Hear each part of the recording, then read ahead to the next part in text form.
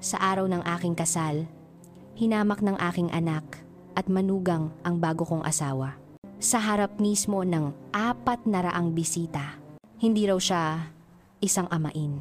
Tinawag nila siyang basura. Nagtawanan ng malakas ang buong pamilya ng manugang ko. Habang ako'y parang guguho na ang mundo sa ilalim ng aking mga paa. Nanginginig sa galit, tumayo ako at pinalayas ko silang lahat mula sa reception. Noon ako tiningnan ng asawa ko ng may kakaibang kapayapaan na hindi ko pa nakikita dati. At may sinabi siyang nagpabago sa buhay ko magpakailanman. Mahal ko. Isa akong bilyonaryo. Ngunit, hayaan mong ikwento ko kung paano ako nakarating sa sandaling ito. Dahil ang sumunod na nangyari ay isang bagay na hindi nila kailanman inakala. Ako si Elena o Nanay Elena sa tawag ng mga kaibigan ko 61 taong gulang. Nakatayo ako sa pinakamagandang events hall na nakita ko sa buong buhay ko sa Bonifacio Global City. 400 bisita ang pumuno sa bawat upuang balot sa ivory velvet. Kumikinang ang mga mesa sa mamahaling tela at naglalakihang mga bulaklak na puti at ginto na tila kinuha mula sa isang magasin.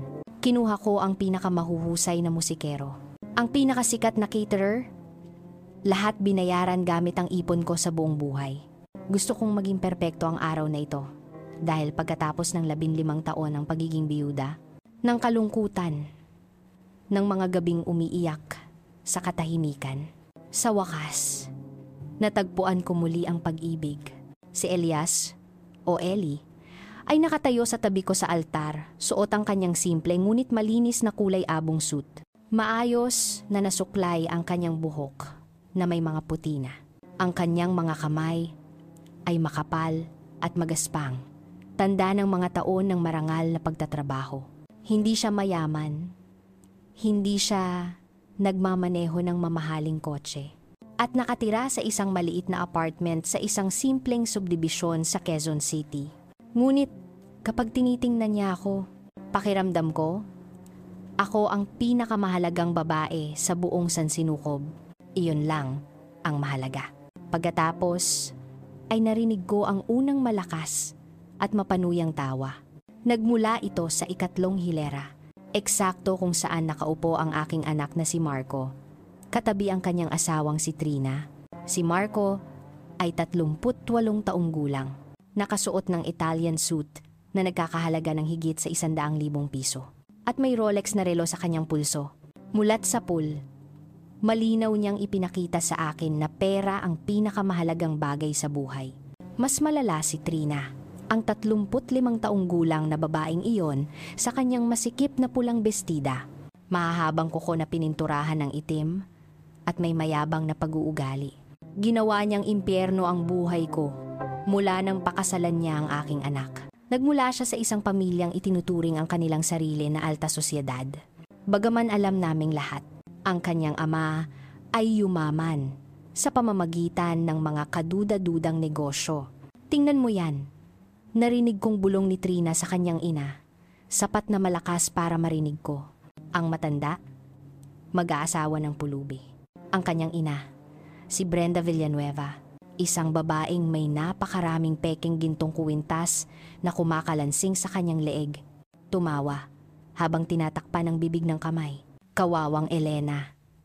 Sa edad niyang yan, wala na siyang mas magandang mahuhuli.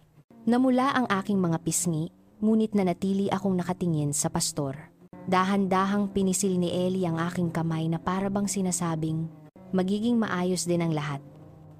Ngunit nagsisimula pa lang ang lahat. Ipinagpatuloy ng pastor ang seremonya, nagsasalita tungkol sa pag-ibig, paggalang, at sagradong pagsasama. Sinubukan kong mag-concentrate sa kanyang mga salita. Sa sandaling pinangarap ko ng maraming buwan, ngunit ang mga pigil na tawa at malulupit na komento ay patuloy na dumarating mula mismo sa hanay ng aking pamilya. Nakita mo ba ang sapatos niya? Bulong ng isa sa mga pinsan ni Trina. Mukhang nabili sa ukay-ukay. At yung suit, dagdag ng isa pa, mas maganda pa manamit ang hardinero ko. Ang buong hilera ng pamilya Villanueva ay nagbubulungan at nagtatawanan. Para silang mga buitre na naghihintay ng perpektong sandali para sumalakay. Naramdaman kong nadudurog ang puso ko. Ngunit nanatiling kalmado at marangal si Ellie. Na para bang hindi siya apektado. Iyon ang nagbigay sa akin ng lakas upang magpatuloy. Dumating ang sandali para sa mga panata. Nang magsimulang magsalita si Ellie, ang kanyang boses ay matatag at puno ng tunay na damdamin. Elena, mula ng araw na makilala kita, alam kong ikaw ang babaeng gusto kong makasama sa natitirang bahagi ng aking buhay. Wala akong material na yaman na maiaalok sa'yo. Ngunit ibinibigay ko sa'yo ang buong puso ko, ang aking walang hanggang katapatan, at ang aking pangako na pasasayahin ka sa bawat araw na natitira sa akin. Ilang tao sa mga bisita ang napabuntong hininga, na antig, may luha sa aking mga mata. Ngunit pagkatapos ay narinig ko ang malakas at sarkastikong tawa ni Marco na umalingaw-ngaw sa buong bulwagan. Nakakaawa naman, sabi ng aking anak ng malakas, walang anumang hiya. Tumayo siya na may hawak na kopita ng champagne. Medyo gumigewang. Umiinom na siya bago pa man ang seremonya. Seryoso, Nay? Ito ang lalaking pinili mo? Itong kaawa-awang matandang ito. Ang buong silid ay napuno ng ganap na katahimikan. 400 tao ang nagpigil ng hininga. Huminto sa pagsasalita ang pastor at tiningnan ako nang may pag-aalala. Hinigpitan ni Ellie ang pagkakahawak sa aking kamay. Ngunit ang kanyang ekspresyon ay nanatiling payapa. Halos maawain. Marco, pakiusap. Sinubukan kong sabihin, ngunit ang boses ko ay lumabas na basag at puno ng kahihiyan. Hindi, Nay. May isang kailangang magsabi ng totoo dito. Naglakad si Marco sa gitnang pasilyo. Dramatikong ikinukumpas ang mga kamay. Nagtrabaho ka sa buong buhay mo. Nagpakahirap ka bilang OFW sa Hong Kong para sa akin, para makatapos ako sa Ateneo. Nag-iwan si tatay ng magandang mana sa'yo. At ito ang gagawin mo rito? Mag-aasawa ng isang hamak na malamang ay pera mo lang ang habol? Tumayo rin si Trina. May malisyosong ngiti sa kanyang mga labi. Tama si Marco, Tita Elena. Hindi yan amain. Basurang pinulot mo lang sa kalye yan. Ang kanyang buong pamilya ay humagalpak sa tawa. Ang kanyang ina, ama, mga tiyuhin, mga pinsan, lahat ay tumatawa. Nagtuturuan. Inilalabas ang kanilang mga cellphone para i-record ang sandali. Para kaming nasa sirko.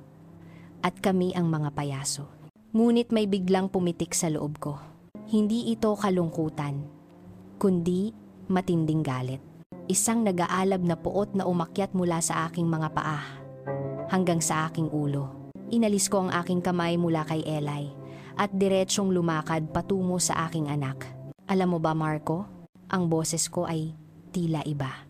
Mas malakas, mas matatag kaysa sa narinig ko sa loob ng maraming taon. Tama ka sa isang bagay.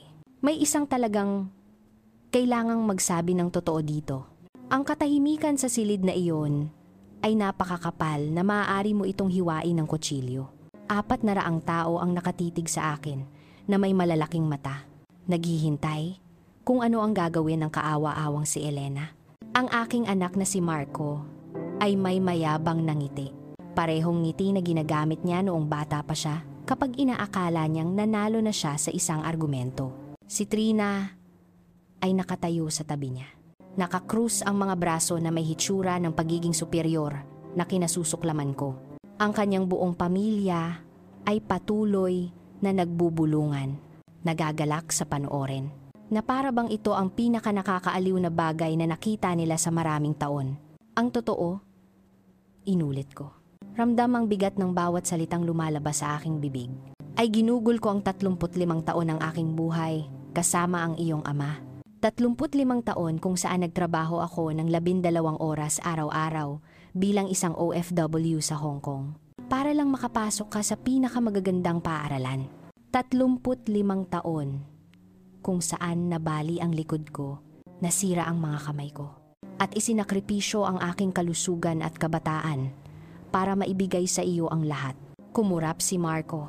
At sa isang segundo, nakita ko ang isang kislap ng pagkabalisa sa kanyang mga mata. Ngunit mabilis niya itong tinakpan sa pamamagitan ng pag-inom muli ng kanyang champagne. Ang iyong ama ay isang mabuting tao, patuloy ko. Nararamdaman ang mga luhang namumuo, ngunit tumatangging hayaan silang bumagsak. Ngunit nang mamatay siya, 15 taon na ang nakalipas. Iniwan niya akong mag-isa, ganap na mag-isa. Alam mo ba kung ilang beses akong pumunta sa bahay ninyo? Nakikiusap na samahan ninyo ako. Ilang beses kitang tinawagan na umiiyak dahil pinapatay ako ng kalungkutan? Nay, huwag kang gumawa ng eksena, sabi ni Marco.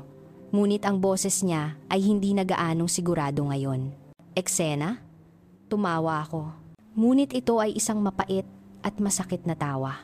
Ang eksena ay ang mag-isa tuwing Pasko dahil abala ka sa pamilya ni Trina. Ang eksena ay ang gugulin ang aking ika-61, ika-60, ika-50 kaarawan na ganap na mag-isa dahil hindi ka man lang nag-abalang magpadala ng text.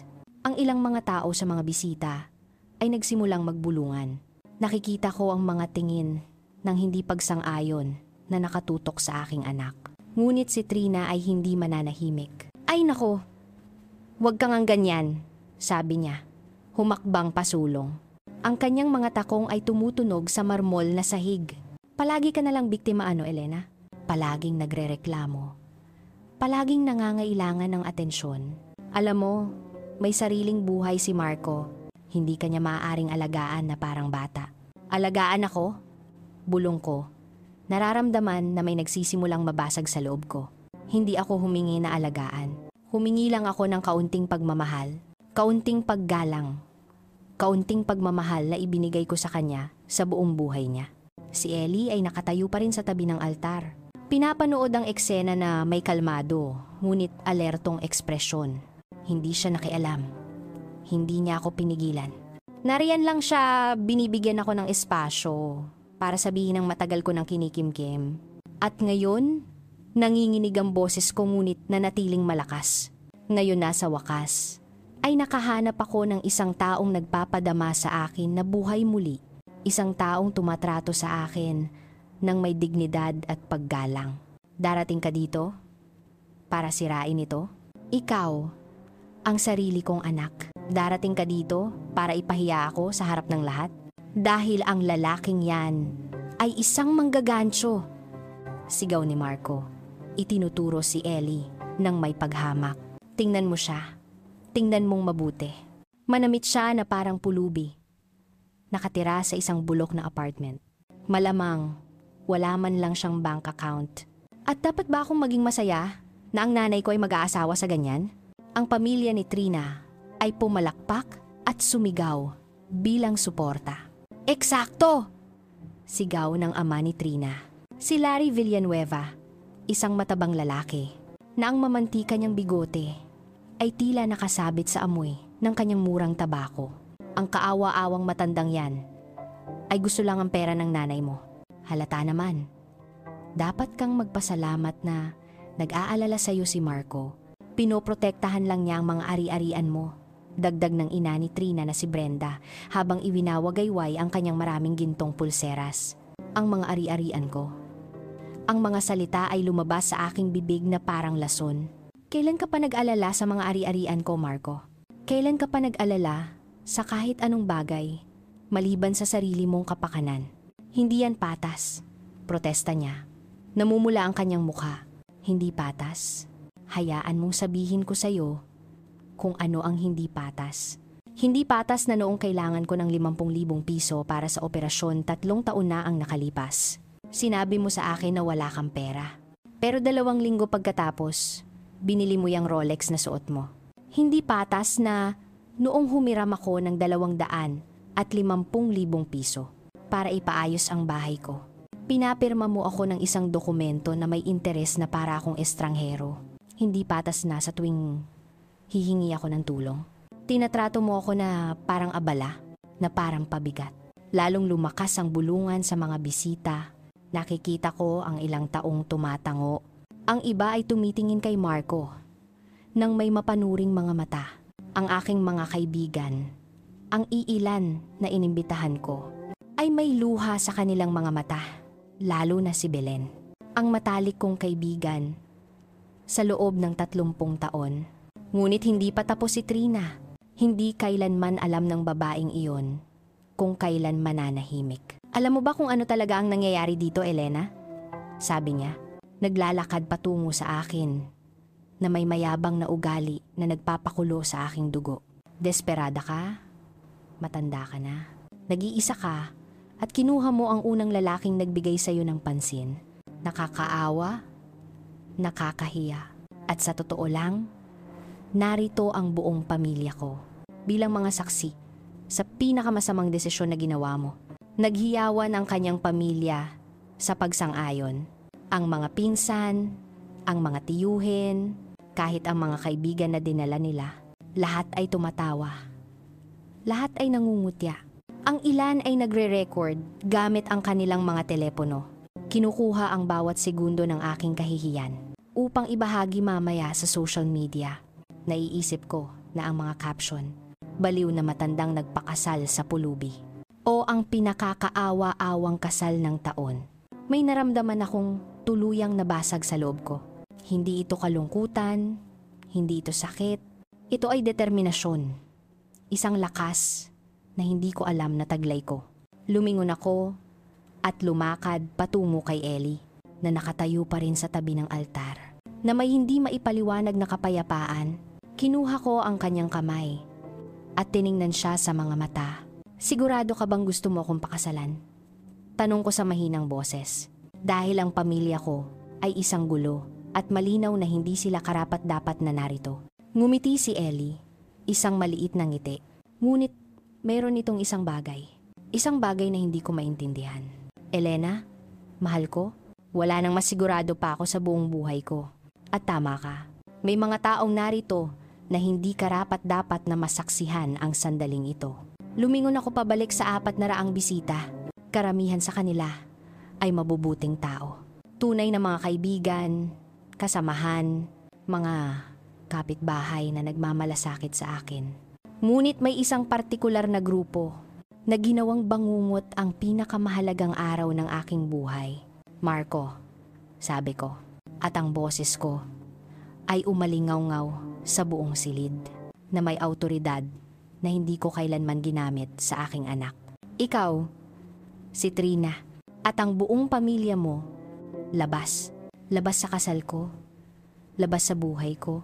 Ang katahimikan na sumunod ay nakabibingi. Tinitigan ako ni Marco na para bang sinampal ko siya. Ano? Nauutal niyang sabi. Nay, hindi ka maaaring maging seryoso. Wala nang maseseryoso pa ako sa buong buhay ko. Gusto kong umalis kayo ngayon. Tumawa ng malakas si Trina. Pinapalayas mo kami? Ang sarili mong pamilya?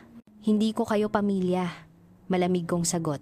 Kayo at ang mga parasito ninyo, oo, mayroon kayong 5 minuto para lisanin ang silid na ito o tatawag ako ng security. Mula sa pagkabigla, ang mukha ni Marco ay naging puno ng galit sa loob ng ilang segundo. Pinapalayas mo ako sa kasal mo? Ang kaisa-isa mong anak? Oo, sagot ko.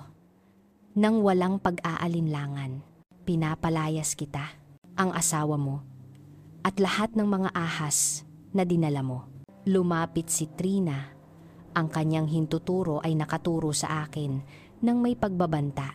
Ang kanyang mga itim na kuko ay parang mga galamay na handang manakit. Hindi mo maaaring gawin ito. Hangal na matanda. Wala kang karapatan. Mayroon akong lahat ng karapatan sa mundo. Ito ang aking kasal. Ako ang nagbayad ng bawat sentimo para sa event na ito. Ako ang umupa sa lugar na ito. Ako ang nagbayad para sa pagkain. Ako ang kumuha ng mga musikero. At may karapatan akong magpasya kung sino ang mananatili at sino ang aalis. At tiyak na aalis kayo. Ang ama ni Trina, si Larry, ay tumayo mula sa kanyang upuan. Ang kanyang tiyan ay lumalawit sa kanyang sinturon. Sino ka sa tingin mo para kausapin kami ng ganyan? Ang pamilya ko ay may impluwensya sa lungsod na ito.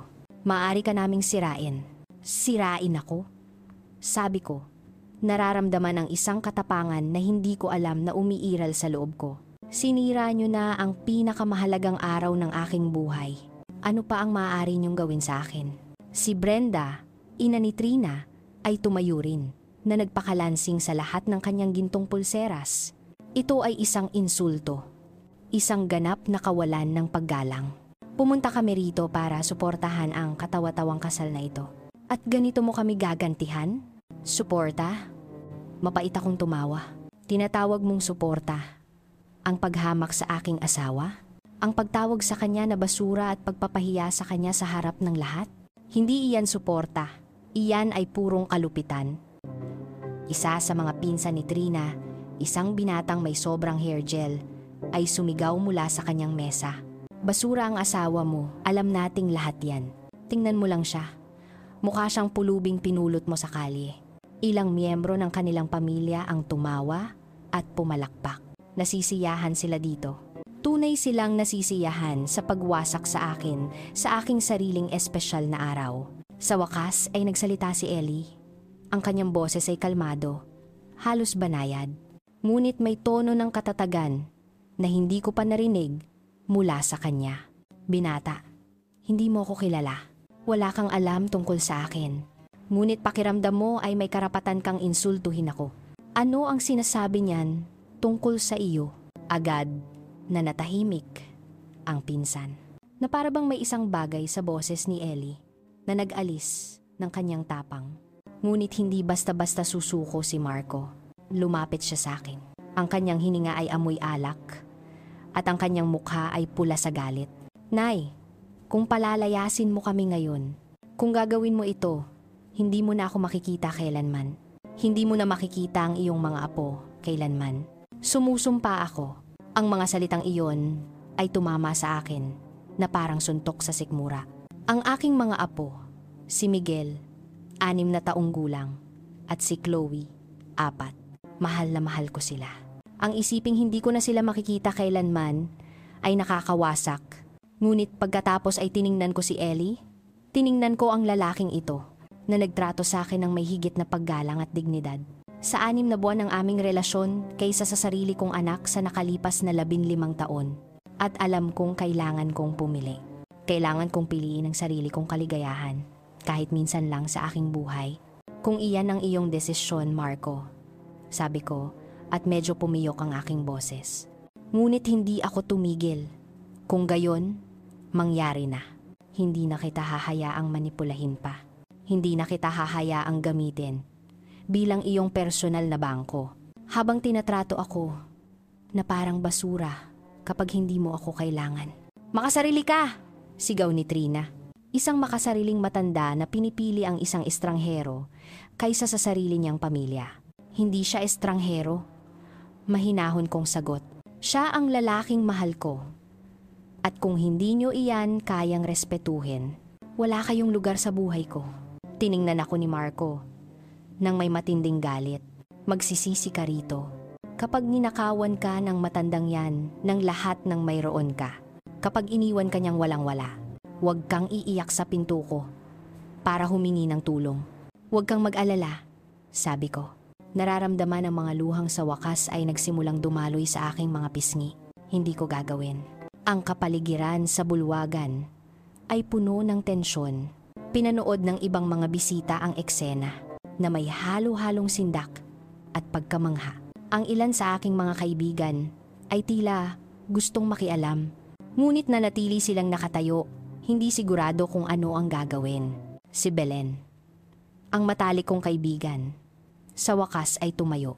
Siya ay isang 63 taong gulang na babae na may maikli, puting buhok at isang malakas na personalidad. Marco, Trina, kung mayroon kayong anumang desensya, aalis kayo ngayon at hahayaan si Elena. Ang ginagawa ninyo ay malupit at hindi mapapatawad. Manahimik ka, matandang tsismosa, sigaw ni Trina. Hindi mo to problema. Problema ko ito. Matatag na sagot ni Belen. Kapag nakikita kong inaabuso ang matalik kong kaibigan ng sarili niyang pamilya, matapos makita kung paano kayo kumilos, lubos kong naiintindihan kung bakit mas pinili ni Elena napakasalan si Elias. Mas may class siya sa kanyang kalingkingan kaysa sa inyong lahat pinagsama-sama. Lalo pang nagalit ang pamilya ni Trina. Nagsimula silang sumigaw ng sabay-sabay. Lumilikha ng ganap na kaguluhan, mga insulto ang lumilipad sa hangin. Ang bulwagan na kalahating oras lang ang nakalipas ay isang lugar ng karangyaan at pagdiriwang. Ngayon ay mukhang isang larangan ng digmaan. Tama na! Sigaw ko sa lahat ng lakas ng aking baga. Ang boses ko ay umalingaw-ngaw sa espasyo. Agad na nagpatahimik sa lahat. Tatawag ako ng security ngayon din kung hindi kayo aalis ng kusa. Kinumpasan ko ang manager ng venue. Isang matangkad at propesyonal na lalaki na nanonood ng lahat mula sa pasukan. Tumango siya at nagsimulang lumakad patungo sa amin kasama ang 2 security guard. Hindi namin kailangan na palayasin mo kami, sabi ni Marco nang may paghamak. Aalis kami sa sarili naming kagustuhan. Mabaho rin naman ang lugar na ito. At ikaw, itinuro niya ang kanyang daliri sa akin. Nandidiri ako sa iyo. Sana maging masaya ka sa iyong desisyon dahil hindi mo na magkakaroon muli ng iyong pamilya. Ang tunay na pamilya ay hindi ka ganito tratuhin, sagot ko at naramdaman kong lumapit si Eli at kinuha ang aking kamay. Nagbibigay sa akin ng lakas. Isa-isang nagsimulang tumayo ang buong pamilya ni Trina mula sa kanilang mga upuan. Humigit kumulang 20 tao sila sa kabuuan. Tinitipon ang kanilang mga gamit na may eksaheradong galaw. Gumagawa ng maraming ingay hanggat maaari. Tinitiyak na ang kanilang pag-alis ay kasing dramatiko ng kanilang pag-uugali. Hindi pa ito tapos, sigaw ng ama ni Trina habang naglalakad patungo sa labasan. Malalaman ng lahat sa lungsod na ito kung anong uri kang babae. Hayaan silang malaman, sabi ko. Nang may kapayapaan na ikinagulat ko, wala na akong pakialam sa kung ano ang iniisip nila. Habang umaalis ang prosesyon ng mga nakalalasong tao sa silid. Ang ilan ay nagtutulak pa ng mga upuan at nagtatapon ng mga napkin sa sahig bilang huling kilos ng paghihimagsik. Ang natitirang mga bisita ay nanatili sa ganap na katahimikan. Si Marco ang huling umalis. Huminto siya sa pinto, tiningnan ako sa huling pagkakataon at sinabing, "Paalam, Nay. Sana ang iyong bagong buhay, kasama ang talunang iyan ay sulit sa pagkawala ng iyong kaisa-isang anak." At umalis siya. Ang pinto ay sumara sa likuran niya, na may huling tunog na umalingaw-ngaw sa aking puso, na parang isang tiyak na pagsara. Nakatayo ako roon sa gitna ng bulwagan, nanginginig. Kapapalayas ko lang sa aking anak mula sa aking kasal.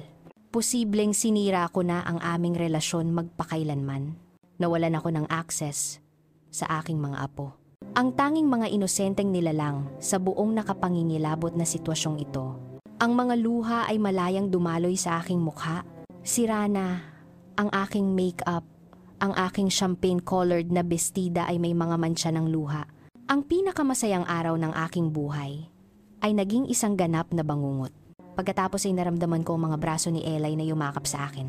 Niyakap niya ako ng may lambing, ng may lakas, na sa isang sandali ay naramdaman kong magiging maayos ang lahat. Patawad, mahal ko. Bulong ko sa kanyang dibdib. Sinira ko ang lahat. Sinira ko ang ating kasal. Wala kang sinira. Malambing niyang sabi, habang hinahaplos ang aking buhok. Ginawa mo ang tama, ang matapang na bagay, at ipinagmamalaki kita. Nanatili kaming ganoon sandali, magkayakap sa gitna ng kaguluhan. Ang ibang mga bisita ay dahan-dahang nagsimulang pumalakpak. Una si Belen, pagkatapos ay iba pang mga kaibigan. Hanggang sa ang buong silid ay pumapalakpak. Hindi ito palakpak para sa pagdiriwang. Ito ay palakpak para sa suporta, para sa pagkakaisa. Dahan-dahang humiwalay sa akin si Eli at kinuha ang aking mga kamay. Tiningnan niya ako sa mga mata na may tindi na hindi ko pa nakita dati. "Elena, mahal ko, may kailangan akong sabihin sa'yo." "Ano iyon?" tanong ko. Pinupunasan ang aking mga luha.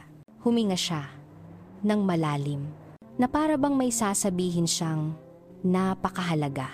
"Hindi ako ang inaakala mo. Huminto ang puso ko sa isang segundo. Ano ang ibig sabihin yon pagkatapos ng lahat ng nangyari? Ngayon, mayroon din siyang sikreto? Ellie, anong sinasabi mo? Nanginginig ang boses ko. Ngumiti siya. Ngunit ito ay isang kakaibang ngiti. Malungkot at masaya sa parehong oras. Mahal ko, isa akong bilyonaryo. Tinitigan ko siya na para bang nagsalita siya sa ibang wika. Ang mga salita ay lumabas sa kanyang bibig. Nakarating sa aking mga tainga. Ngunit tumanggi ang aking utak na iproseso ang mga ito. Anong sabi mo? Isa akong bilyonaryo, Ellie. Inulit niya nang may ganap na kapayapaan.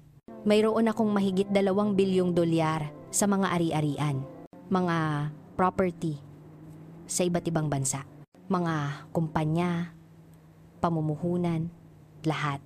Naramdaman kong nanghina ang aking mga binti. Agad na lumapit si Belen at inalalayan ang aking braso. Elena, huminga ka.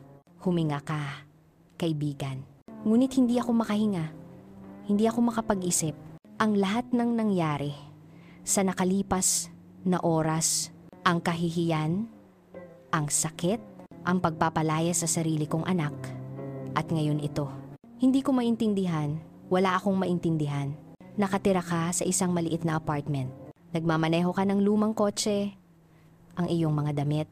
Lahat iyon ay isang sadya, sabi ni Eli. At ang kanyang boses ay napakalambing na gusto ko na namang umiyak. Pagkatapos mamatay ang una kong asawa, 8 taon na ang nakalipas. Pagkatapos makita kung paanong ang lahat sa paligid ko ay pera ko lang ang gusto. Nagpasya akong mamuhay ng simple. Gusto kong makahanap ng isang taong mamahalin ako para sa kung sino ako. Hindi para sa kung ano ang mayroon ako. Ang silid ay nasa ganap na katahimikan. Lahat ay nakikinig sa bawat salita nang may lubos na atensyon. Ito ay mas madrama kaysa sa anumang teleserye na napanood nila. Kaya ganyan ang suot mo. Bulong ko, nagsisimulang maintindihan. Kaya ka nakatira sa lugar na iyon. Kaya hindi mo ko pinapayagang magbayad kapag lumalabas tayo. Eksakto. Tumango siya at natagpuan ko mismo ang hinahanap ko. Natagpuan kita, Elena.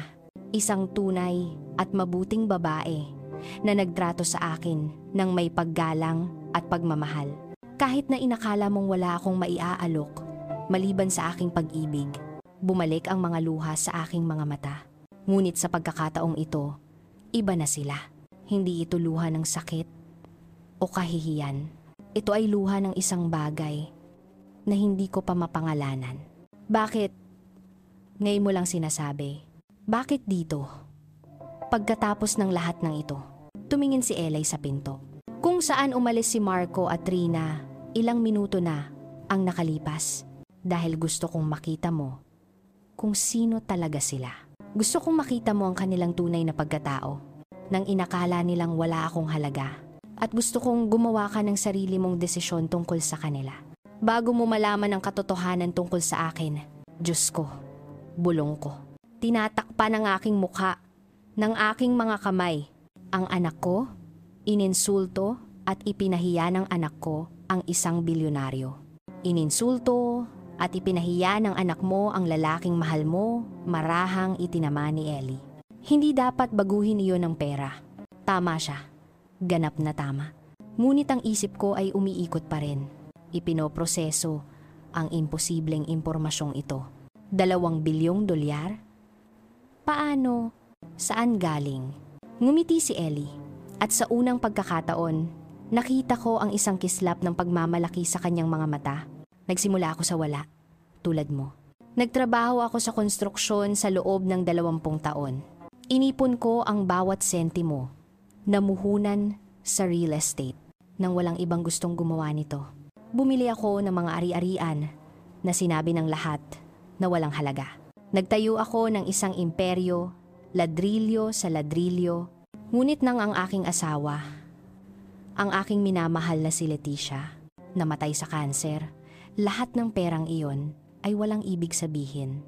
Hindi ko siya mailigtas, hindi ko siya mapanatili sa tabi ko kahit isang araw pa. Pumiyok ang kanyang boses sa dulo. at nakita ko ang tunay na sakit sa kanyang mga mata. Ang lalaking ito ay nagdusa, nagmahal at nawalan tulad ko. Pagkatapos ng kanyang pagkamatay, patuloy niya, nagbago ang lahat sa paligid ko. Ang mga kaibigan ko ay tumatawag lamang kapag kailangan nila ng pera. Ang mga babaeng humahabol sa akin ay dolyar lang ang nakikita. Sinubukan akong idemanda ng sarili kong mga biyanan para sa mana.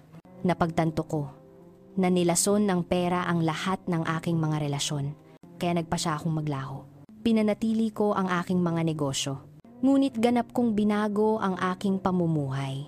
Ang makilala ka, Elena, kinuha ni Ellie ang aking mga kamay, ay parang muling nabuhay. Trinato mo ako ng may dignidad, nakikinig ka kapag nagsasalita ako. Tumatawa ka sa aking mga corny na biro. Pinagluluto mo ako ng iyong mga lutong bahay. Inanyayahan mo ako sa iyong bahay nang hindi pinapansin na luma ang aking mga damit o kalawangin ang aking kotse.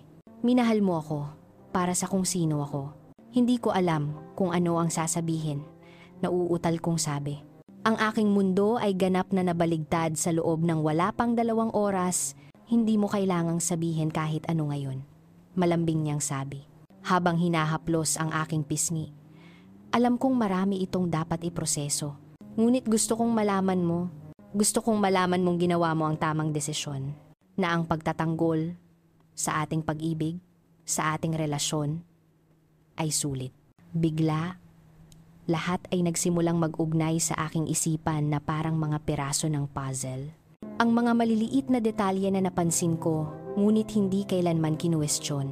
Ang paraan ng pagsasalita ni Ellie tungkol sa negosyo, nang may malalim na kaalaman. Ang mga pagkakataong kaswal niyang nabanggit ang paglalakbay sa buong mundo. Ang kanyang edukasyon, ang kanyang bokabularyo, ang kanyang mga kilos. Lahat ay may saysay na ngayon. At ano ang mangyayari ngayon? Tanong ko. Pakiramdam ko ay ganap na nawawala. Ano ang ibig sabihin ng lahat ng ito para sa atin? Ngumiti si Ellie nang may parehong pagmamahal na nakita ko sa kanyang mga mata mula noong unang araw naming magkita. Ibig sabihin nito ay maaari na nating simulan ang ating buhay ng magkasama ng walang mga lihim. Ibig sabihin, maibibigay ko sa iyo ang lahat ng nararapat sa iyo. Ibig sabihin, hindi ka na kailanman mag-aalala tungkol sa pera, seguridad, o anumang bagay. Ngunit higit sa lahat, hinigpitan niya ang pagkakahawak sa aking mga kamay. Ibig sabihin nito ay natagpuan ko ang isang taong tunay na nagmamahal sa akin. At iyan ay mas mahalaga kaysa sa lahat ng milyon sa mundo. Ang mga luha ay malayang dumaloy sa aking mukha. Ngayon, hindi ko na sila mapigilan. Lahat ay sobra-sobra. Ang emosyon, ang pagkabigla, ang revelasyon. Lahat ay naghalo-halo sa isang ipo-ipo ng mga damdamin na hindi ko maproseso. Niyakap ako ng mahigpit ni Belen. Sabi ko na sa iyo, espesyal ang lalaking ito. Alam ko na noon pa, ang ibang mga bisita ay nagsimulang lumapit. Nag-aalok ng mga salita ng suporta at pagbati. Ngunit nanatili ako sa estado ng pagkabigla. Sinusubukang iproseso ang bagong katotohanan ito. May isa pa dapat kang malaman, mahinang sabi ni Ellie. Ang 250,000 pisong ipinahiram sa iyo ng anak mong si Marco na may interes. Binayaran ko na iyon nang hindi mo alam. Idineposito ko ang buong halaga sa kanyang account 3 buwan na ang nakalipas. Ano? Halos mapasigaw ako. Ayokong magkaroon ka ng utang na iyon. Ngunit sinabi ko sa abogado kong si Mark na gawin ito nang hindi nagpapakilala. Gusto kong makita kung babanggitin ito sa iyo ni Marco. Kung ibabalik niya sa iyo ang pera o kung sasabihin niyang bayad na ang utang. Wala siyang sinabi sa iyo, hindi ba? Dahan-dahan akong umiling. Nararamdaman ang isang bagong alon ng pagtataksil. Wala siyang sinabi. Sa katunayan, 2 linggo na ang nakalipas. Tinawagan niya ako para tanungin kung kailan ko siya babayaran. Malungkot na bumuntong hininga si Eli. Inaasahan ko na. Kaya kailangan kong makita mo ang kanyang tunay na pagkatao bago tayo magpakasal. Kailangan kong malaman mo kung sino talaga ang iyong kaharap. Pagkatapos, lahat ay naging malinaw. Ang pagsubok, lahat ay isang pagsubok, hindi para sa akin, kundi upang ipakita ang tunay na kalikasan ng mga tao sa paligid ko. At lahat sila ay bigo sa isang kamangha-manghang paraan. Ang anak ko, bulong ko, nararamdaman ang muling pagkadurog ng aking puso. Niloloko ako ng sarili kong anak. Patawad, mahal ko, sabi ni Ellie. Niyakap ako. Alam kong masakit, alam kong nakakawasak. Ngunit mas mabuting malaman mo ngayon kaysa patuloy na mabuhay sa kamangmangan. Tama siya, syempre tama siya. Ngunit hindi iyon nakabawas sa sakit. Ang kaisa-isa kong anak, ang sanggol na dinala ko sa aking sinapupunan sa loob ng 9 na buwan, ang batang pinalaki ko ng may pagmamahal at sakripisyo, ay ninanakawan ako. Nagsisinungaling sa akin, ginagamit ako, at ngayon, sa aking kasal, ipinakita niya ang kanyang tunay na mukha. Ano ang gagawin natin ngayon? Tanong ko, pagod na pagod. Tiningnan ako ni Eli sa mga mata ng may determinasyon. Ngayon, itutuloy natin ang ating kasal. Ngayon, magpapakasal tayo. Napapaligiran ng mga taong tunay na nagmamahal at sumusuporta sa atin. At pagkatapos nito, sisimulan natin ang ating bagong buhay nang magkasama. Ang pastor, na nanatiling tahimik sa buong drama, ay lumapit sa amin na may ekspresyon ng tunay na pakikiramay. Nais niyo bang ipagpatuloy ang seremonya? Malumanay niyang tanong. Tiningnan ko si Ellie. Tiningnan ko ang silid. Puno ng mga taong nakasaksi sa aking kahihiyan at sa aking pagtatanggol. Tiningnan ko si Belen na nakangiti sa akin sa kabila ng kanyang mga luha. At alam ko ang sagot. Oo. Oo. Gusto naming magpatuloy. Ang mga sumunod na minuto ay isang ipo-ipo ng emosyon. Ipinagpatuloy ng pastor ang seremonya kung saan kami huminto.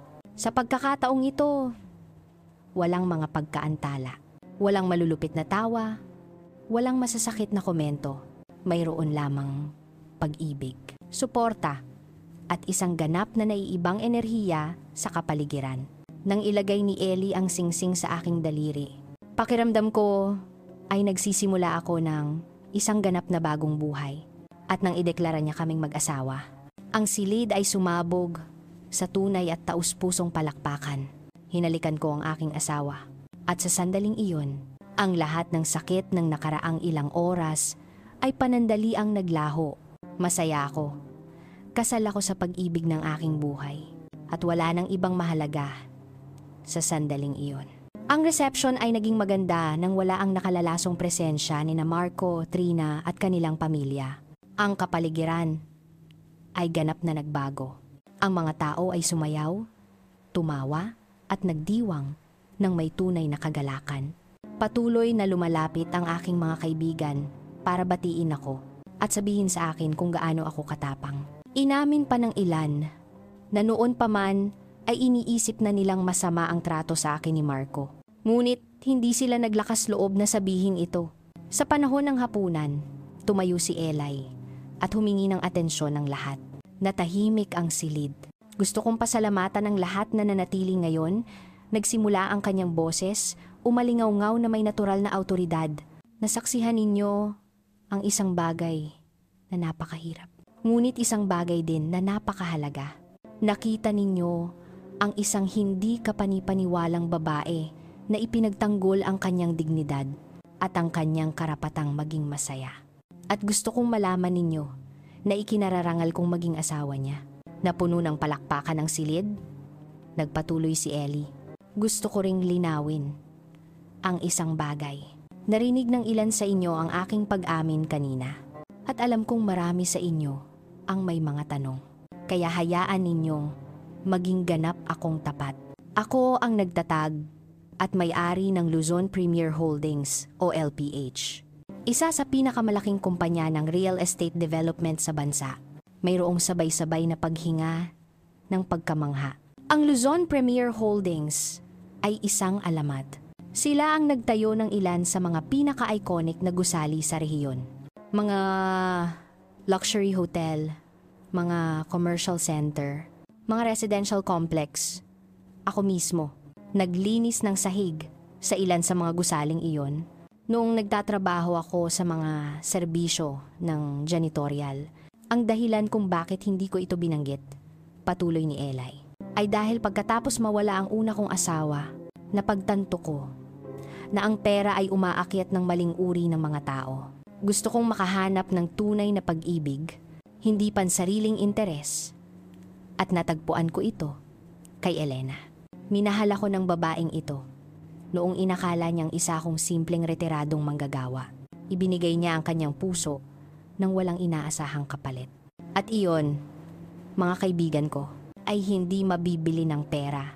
Kinuha niya ang aking kamay at itinaas ako para tumayo sa tabi niya. Kaya ngayon, gusto kong ipangako sa kanya, sa harap ninyong lahat, na ilalaan ko ang natitirang bahagi ng aking buhay para pasayahin siya, para ibigay sa kanya ang lahat ng nararapat sa kanya, at para protektahan siya mula sa sinumang susubok na saktan siya. Ang palakpakan ay nakabibingi. Si Belen ay hayagang umiiyak. Ang ibang mga kaibigan ay nagyakapan, naantig, para bang lahat ay nakikibahagi sa aking kaligayahan sa isang malalim at tunay na paraan. Ngunit sa gitna ng lahat ng kagalakan na iyon, ang aking isip ay patuloy na bumabalik sa isang imahe. Ang mukha ni Marco, habang umaalis siya sa silid.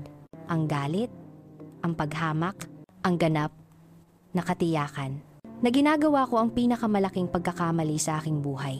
At iniisip ko kung ano ang iniisip niya ngayon. Narinig na kaya niya ang mga chismis tungkol sa kung sino talaga si Ellie. Alam na kaya niyang ininsulto at ipinahiya niya ang isang bilyonaryo na para bang nababasa ni Ellie. Ang aking mga iniisip, yumuko siya sa akin habang sumasayaw kami at bumulong. Alam kong iniisip mo siya. Normal lang yan, anak mo siya. Hindi ko mapigilan, inamin ko. Sa kabila ng lahat ng ginawa niya, anak ko pa rin siya. At masakit na masakit. Alam ko, mahal ko, at hindi ko inaasahan na magbabago iyon sa isang gabi. Ngunit gusto kong malaman mo ang isang bagay. Ang katotohanang anak mo siya ay hindi nagbibigay sa kanya ng karapatang abusuhin ka. Ang pagmamahal sa pamilya ay hindi dapat kasama ang pang-aabuso, manipulasyon o kahihiyan. Tama siya. Alam ko iyon sa aking puso. Ngunit ang puso ng isang ina ay komplikado. Maaari mong malaman na malalim kang sinaktan ng iyong anak at mahalin pa rin sila. Maaari mong kilalanin ang kanilang pagiging toxic at mamiss pa rin sila. Ito ay isang masakit na kontradiksyon na mga ina lamang ang lubos na nakakaintindi. Nagising ako kinaumagahan sa napakalaking kama na iyon, nabalot sa mga kumot na parang mga ulap. Sa isang sandali, inakala kong panaginip lang ang lahat. Ang kasal, ang kahihiyan, ang revelasyon ni Ellie. Ngunit pagkatapos ay lumingon ako at nakita siyang mahimbing na natutulog sa tabi ko. At alam kong lahat ay totoo. Lahat ay nangyari. Ang buhay ko ay nagbago magpakailanman. Sa loob ng 24 na oras, maingat akong bumangon para hindi siya magising at lumakad patungo sa mga higanteng bintana. Ang lungsod ay nakalatag sa ibaba namin, naliligo sa ginintuang liwanag ng bukang liwayway. Mula sa taas na ito, lahat ay tila napakaliit, napakawalang halaga. At iniisip ko kung ganoon ba nakikita ni Eli ang mundo mula sa kanyang posisyon ng kapangyarihan at yaman. Magandang umaga, mahal ko. Narinig ko ang kanyang boses sa likuran ko. Lumingon ako at nakita siyang nakaupo sa kama. Magulo ang kanyang buhok. Isang banayad ng ngiti sa kanyang mukha. Magandang umaga, sagot ko. Nararamdaman ang halo ng kaligayahan at pagkabalisa. Hindi na ako makatulog. Naiintindihan ko. Matindi ang kahapon. Tumayo siya at lumakad patungo sa akin. Niyakap ako mula sa likuran. Ano ang iniisip mo? Lahat, inamin ko. Si Marco. Ang nangyari. Kung ano ang susunod. Dahan-dahang hinalikan ni Ellie ang aking ulo. Mayroon akong ipapakita sa iyo. Isang bagay na sa tingin ko ay makakatulong sa iyong mas maunawaan kung sino ako. At kung ano ang ibig sabihin ng ating bagong buhay na magkasama. Makalipas ang kalahating oras, nasa isang pribadong helicopter kami. Isang helicopter, hindi ko kailanman inakala sa buong buhay ko na sasakay ako sa isa. Si Ellie ang nagkokontrol. Nang may kadalian ng isang taong ginawa na ito ng 1,000 beses. Natuto akong magpalipad 20 taon na ang nakalipas, paliwanag niya nang makita ang aking nagulat na mukha. Kapaki-pakinabang para sa negosyo at nagbibigay din ito sa akin ng kalayaan. Lumipad kami sa ibabaw ng lungsod at nagsimulang ituro ni Eli ang iba't ibang mga gusali. Ang hotel na iyon doon, ang The Grand Plaza, ay akin. Itinayo ko ito 15 taon na ang nakalipas. Mayroon itong 400 silid at isa sa pinakamatagumpay sa rehiyon. Itinuro niya sa ibang direksyon. Ang shopping center na iyon, ang Sun Promenade, ay akin din. At ang 3 apartment building doon. At ang industrial complex na malapit sa daungan. Sa bawat gusaling itinuturo niya. Lalo akong hindi makapaniwala. Hindi lang siya mayaman. Pag-aari niya ang malalaking bahagi ng lungsod. Kung saan ako nanirahan sa buong buhay ko. Nakikita mo ang ospital na iyon? Itinuro niya ang isang modernong gusali na may pulang krus sa bubong. I-donate ko iyan 5 taon na ang nakalipas. Ang asawa kong si Leticia, namatay sa cancer. At ang pampublikong sistema ng kalusugan ay walang sapat na mga mapagkukunan. Kaya nagtayo ako ng isang buong ospital na nakatuon sa libreng paggamot para sa mga taong may mababang kita. Ang impormasyong iyon ay tumama sa akin na parang suntok, libre, ganap na libre, kinumpirma niya.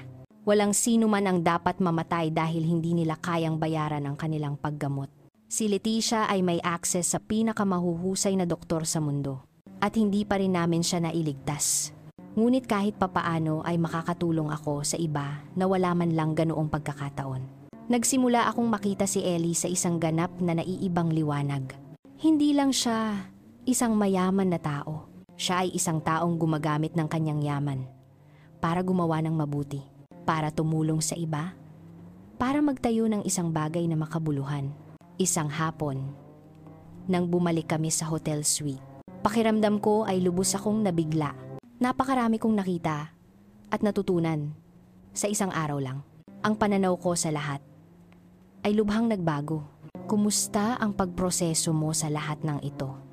Tanong ni Eli habang nakaupo kami sa balkonahe na may isang baso ng alak. Sa totoo lang, hindi ko alam, inamin ko. Isang bahagi ko ay pakiramdam ko pa rin na magigising ako. At lahat ng ito ay magiging isang panaginip. Isang bahagi ko ay nakakaramdam ng pagkakasala. Pagkakasala? Bakit? Dahil habang ako ay naghihirap para mabuhay, nag-aayos ng sahig sa mga gusaling pag-aari mo, mayroon kang lahat ng kapangyarihan at yaman na ito. Pakiramdam ko, hindi ko alam, hindi katimbang. Tumango si Ellie nang may pag-iisip. Naiintindihan ko ang pakiramdam na iyon. Ang hindi pagkakapantay-pantay sa mundo ay brutal at hindi makatarungan. Kaya ginagawa ko ang ginagawa ko. Ang mga pundasyon, ang ospital, ang mga programa sa pabahay. Sinusubukan kong gamitin ang aking pribilehiyo upang lumikha ng mga pagkakataon para sa iba. Ngunit tama ka. Hindi ito kailanman magiging sapat. Hindi ko kailanman lubos na mababayaran ang kawalang katarungan ng sistema. At si Marco? Tanong ko. Sa wakas, ay binigkas ang tanong na umiikot sa aking isipan buong araw. Ano ang tungkol sa kanya? Bumuntong hininga si Ellie. Si Mark ay nagmamanman sa sitwasyon. Tila ang iyong anak at si Trina ay may malubhang problema sa pananalapi. Namumuhay sila ng higit sa kanilang kakayahan sa loob ng maraming taon. Mayroon silang malalaking utang at ngayon, pagkatapos ng nangyari kahapon, ang ilan sa kanyang mga kasosyo sa negosyo ay lumalayo sa kanila. Paano mo nalaman ang lahat ng iyon? Tanong ko. Nagulat dahil nagpaimbestiga ako pag-amin ni Ellie. Hindi para saktan sila, kundi para maunawaan ang kumpletong sitwasyon. At ang natuklasan namin ay nakakabahala. Elena, ang iyong anak ay malapit ng mabangkarote.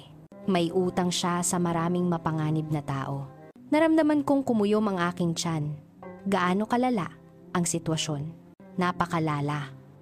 May utang siyang malapit sa 2 milyong dolyar sa pagitan ng mga pautang sa bangko, mga credit card, at mga bigong pamumuhunan. At ang ilan sa kanyang mga pinagkakautangan ay hindi eksaktong pasensyoso o legal.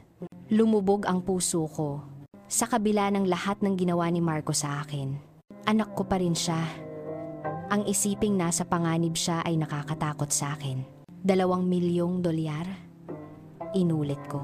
Nararamdaman ang pagsisimula ng takot. Paano posible na may utang siyang ganoon kalaki? Kinuha ni Ellie ang aking kamay. Ayon sa investigasyon ni Mark, namuhunan si Marco sa ilang mga mapanlinlang na negosyo.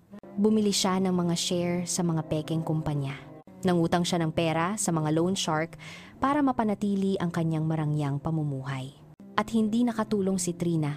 Gumagastos siya na parang walang limitasyon ang pera. Mga designer bag, alahas, mga paglalakbay sa Europa. Lahat sa mga credit card na puno na. Tinabunan ko ang aking mukha ng aking mga kamay. Diyos ko, at narito ako. May access sa milyon-milyon habang ang anak ko ay nalulunod sa utang. Elena, tingnan mo ako. Marahang itinaas ni Ellie ang aking baba para magtagpo ang aming mga mata.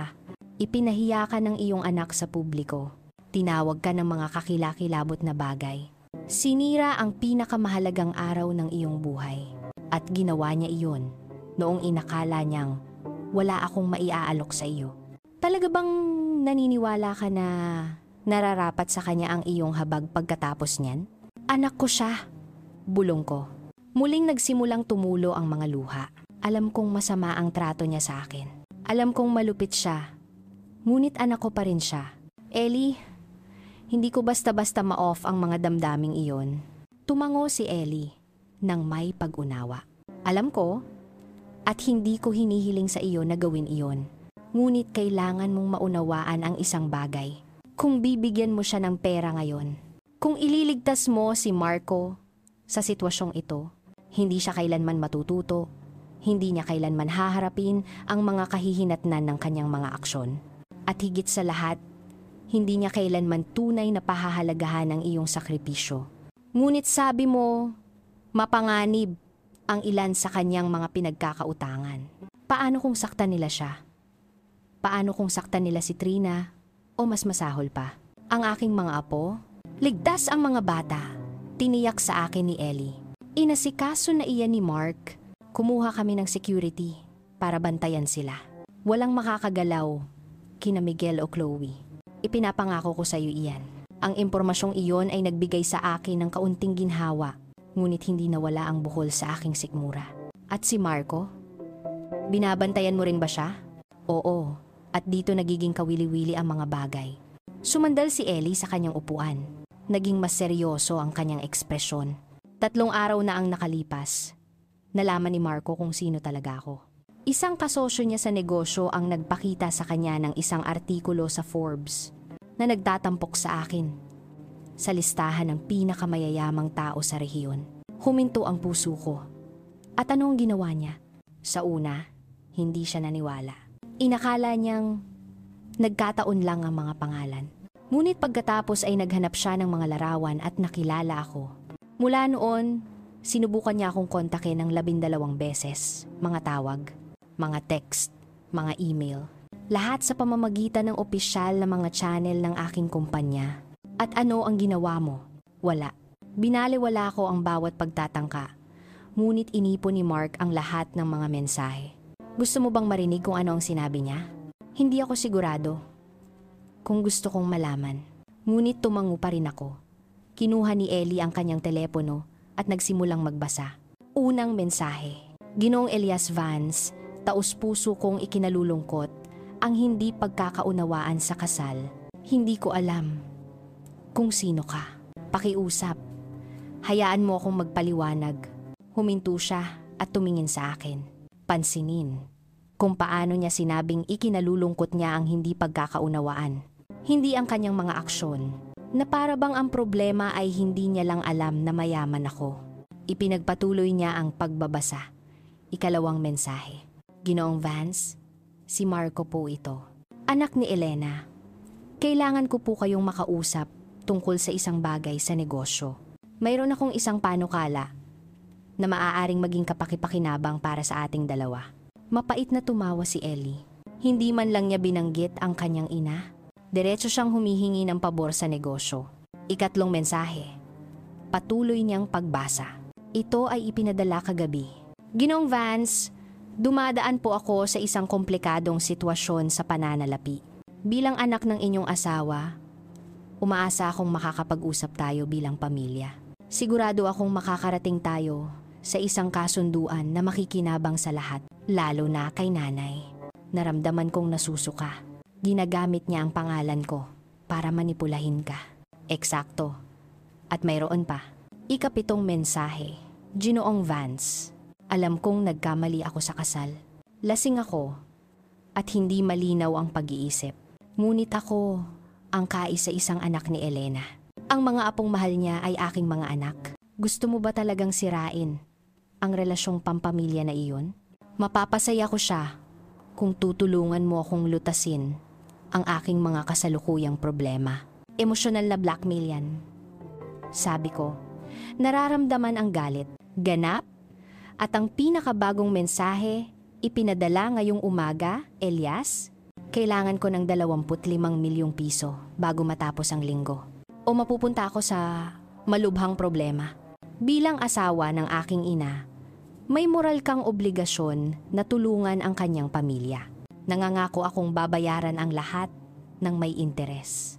Tiwala ako sa iyong pangunawa. Nanatili akong tahimik. Nang matagal, ipinoproseso ang lahat ng narinig ko. Ang aking anak ay hindi tumawag para humingi ng tawad sa akin. Hindi niya sinubukang ayusin ang aming relasyon. Hindi siya nagpakita ng kahit katiting na tunay na pagsisisi. Gusto niya lang ng pera. Sinusubukan niya lang gamitin ang aking pag-aasawa para malutas ang sarili niyang mga problema sa pananalapi. Ano ang plano mong gawin? Sa wakas ay tanong ko.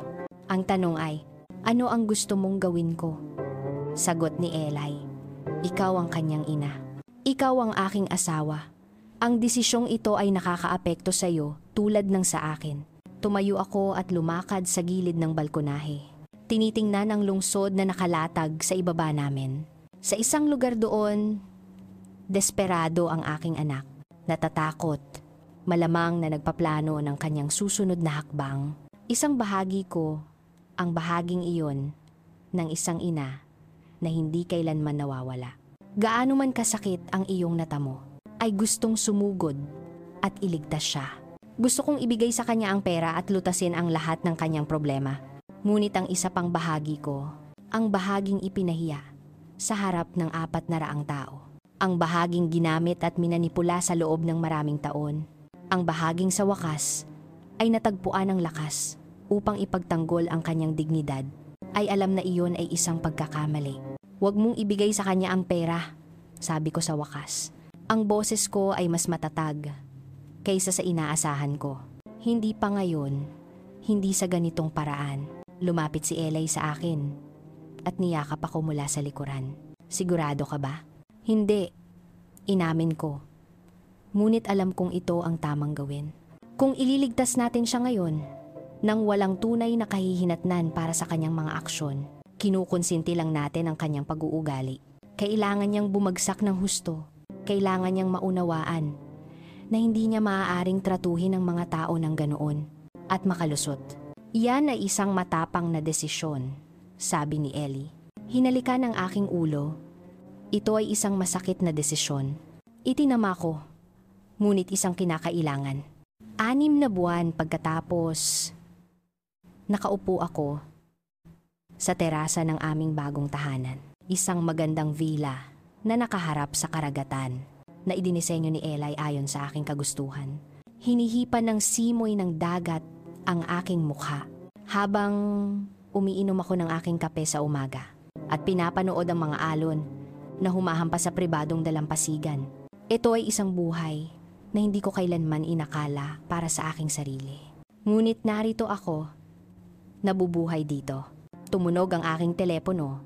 Si Belen iyon. Kaibigan kong Elena. Buhayin mo ang News Channel 7, dali. Sa malakas na kabog ng puso. Binuksan ko ang telebisyon. Ang nakita ko ay nakahinga sa akin. Si Marco iyon. Ngunit hindi ang sirang lalaki na nakita ko 6 na buwan na ang nakalipas. Nakasuot siya ng simple ngunit marangal na suit. Nakatayo sa harap ng isang grupo ng mga kabataan. Sa isang lugar na mukhang isang community center. 1 taon na ang nakalipas, sabi ni Marco sa kamera. Nawala sa akin ang lahat. Nawala ang aking bahay, ang aking kasal, ang aking pera. Ngunit ang pinakamasama sa lahat, nawala ang aking dignidad at muntik nang mawala ang aking ina. Ngayon, narito ako para sabihin sa mga kabataang ito ang aking kwento. Hindi para kaawaan nila ako, kundi para matuto sila sa aking mga pagkakamali. Tinanong siya ng reporter tungkol sa kanyang pagbagsak at pagbawi. Hayagang nagsalita si Marco. Tungkol sa kanyang mga utang. Tungkol sa kung paano siya namuhay ng higit sa kanyang kakayahan. Tungkol sa kung paano niya pinahalagahan ang mga materyal na bagay kaysa sa mga taong mahal niya. Ang aking ina, sabi niya. At medyo pumiyok ang kanyang boses. Binigyan niya ako ng pinakamahirap, ngunit pinakamahalagang aral sa aking buhay. Hinayaan niya akong bumagsak, hinayaan niyang harapin ko ang mga kahihinatnan ng aking mga aksyon. At sa una, kinasusuklaman ko siya para doon. Ngunit ngayon, naiintindihan ko na. Iyon ang pinakadakilang gawa ng pagmamahal na maibibigay niya sa akin. Lumitaw si Ellie sa likuran ko at naglagay ng kamay sa aking balikat. Ayos ka lang ba? Mahal ko? Hindi ko alam. Bulong ko. Hindi maialis ang aking mga mata sa screen. Nagpatuloy ang ulat.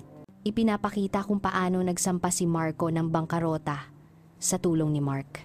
Kung paano siya nakahanap ng trabaho sa isang kumpanya ng konstruksyon, nagsimula sa ibaba bilang isang katulong. Ipinakita nila ang kanyang maliit, ngunit malinis at maayos na apartment. Ipinakita nila kung paano siya ngayon nagbibigay ng mga charla sa mga paaralan at mga sentro ng komunidad tungkol sa kaalaman sa pananalapi at mga kahihinatnan ng materyalismo. At ang kanyang relasyon sa kanyang ina? Tanong ng reporter. Yumuko si Marco. Pinagsisikapan namin iyon, dahan-dahan. Ibinigay niya sa akin ang kanyang numero 3 buwan na ang nakalipas at nag-uusap kami 1 beses sa 1 linggo. Mahirap ang mga pag-uusap. Maraming sakit na kailangang pagalingin. Ngunit sa unang pagkakataon, sa loob ng maraming taon, pakiramdam ko ay tapat kami sa isa't isa. Totoo iyon. Pagkatapos niyang tawagan si Mark nung araw na iyon sa kanyang apartment, unti-unting nagsimulang magbago ang mga bagay. Matalinong hinawakan ni Mark ang kanyang legal na sitwasyon. Nakarating sa mga kasunduan, sa mga nagpapautang, at pinoprotektahan si Marco mula sa anumang karahasan. Ang pagkabangkarote ay nakakahiya para sa kanya.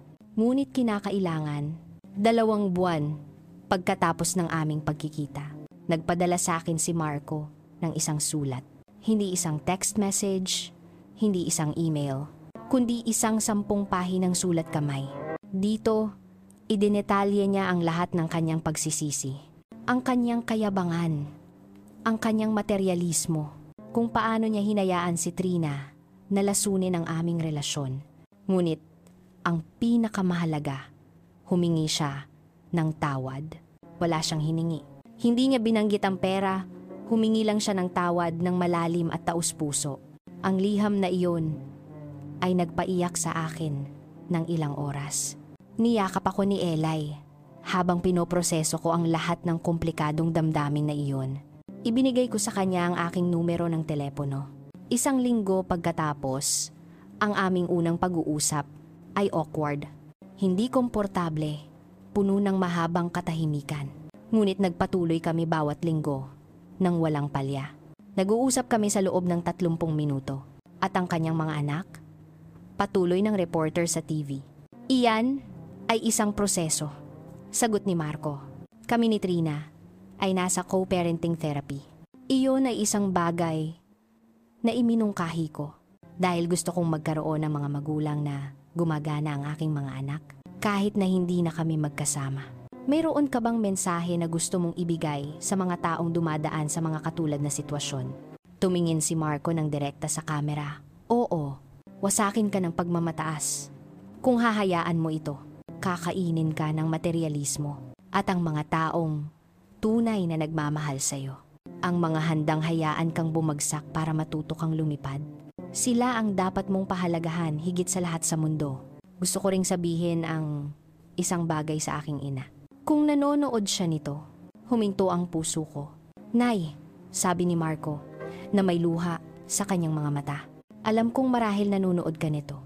Gusto kong malaman mo na araw-araw, pinagsisikapan kong maging ang lalaking nararapat sa iyo bilang isang anak. Araw-araw sinusubukan kong maging mas mahusay.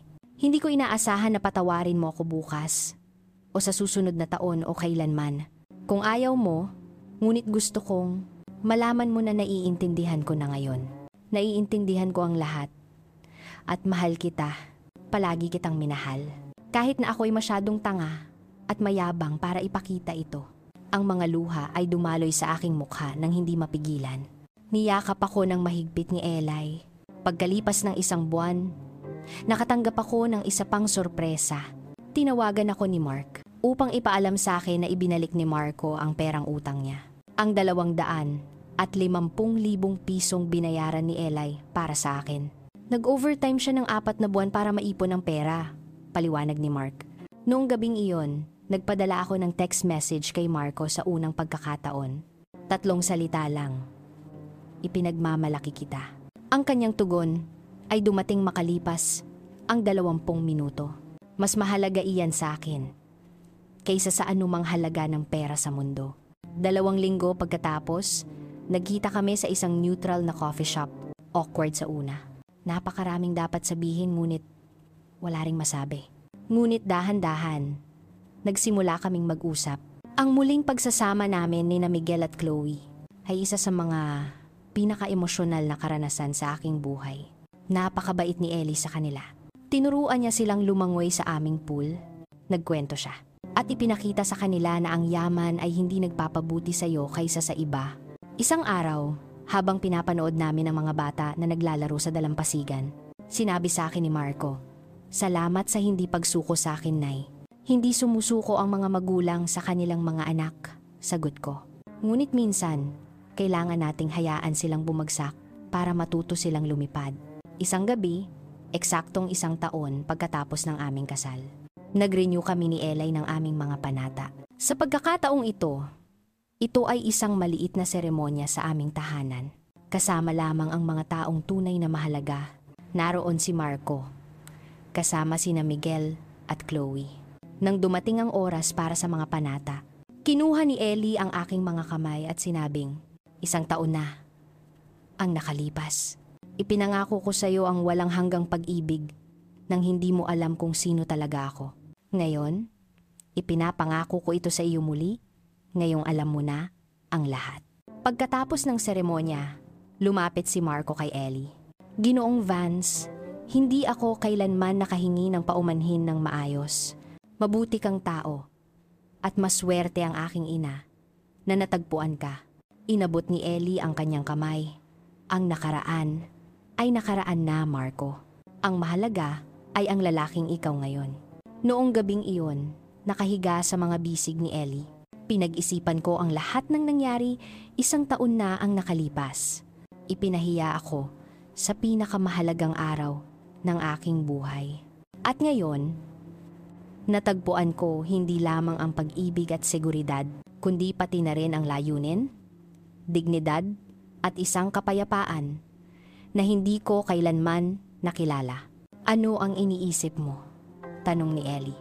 "Iniisip ko na ang buong buhay ko ay nagbago magpakailanman," sagot ko. At hindi ko babaguhin ang anumang nangyari. Bakit hindi? Dahil dinala ako nito kung saan ko kailangan mapunta. Tinuruan ako nito kung sino talaga ako. Binigyan ako nito ng lakas na ipagtanggol ang aking sarili. At dinala ko nito sa'yo. Hinalikan ni Ellie ang aking noo. Ikaw ang pinakamatatag na babaeng kilala ko, Elena. Hindi marahan kong itinama. Ako ay isang babaeng natutong maging matatag noong wala na siyang ibang pagpipilian. At iyon ang nagdudulot ng lahat ng pagkakaiba. Ano ang masasabi mo sa kwentong ito? I-comment sa ibaba kung ano para sa iyo ang tunay na kahulugan ng pamilya at pagpapatawad. At kung nagustuhan mo ang aking kwento, huwag kalimutang i-like ang video na ito at mag-subscribe sa aking channel para sa mas marami pang mga kwento ng buhay.